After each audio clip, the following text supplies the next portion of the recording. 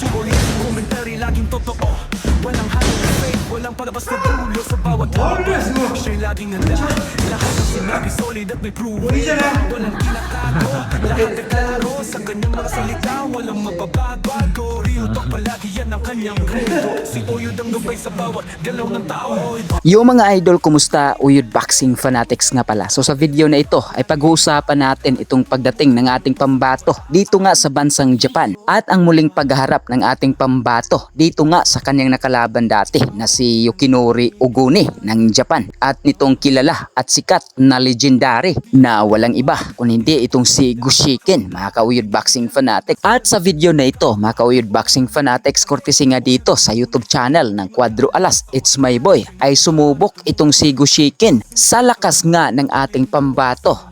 Kung mapapansin ninyo mga ka-Uyod Boxing Fanatics, sa suntok ng ating pambato mukhang mga nasa 30% lang ito. So wag na nating patagalin to mga ka-Uyod Boxing Fanatics, halika't panuorin natin ang clip ng video.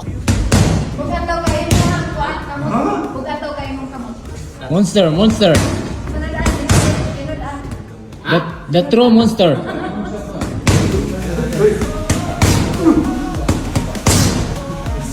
아니 뭐래? 뭐이나?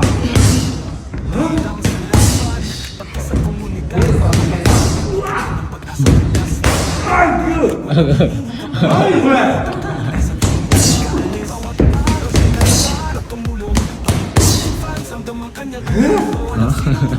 뭐이나?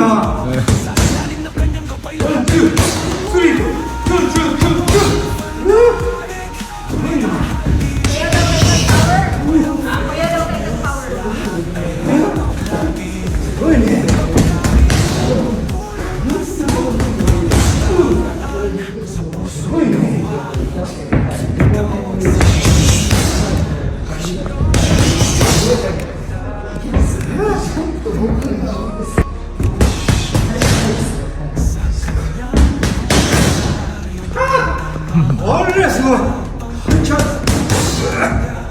뭐 이제네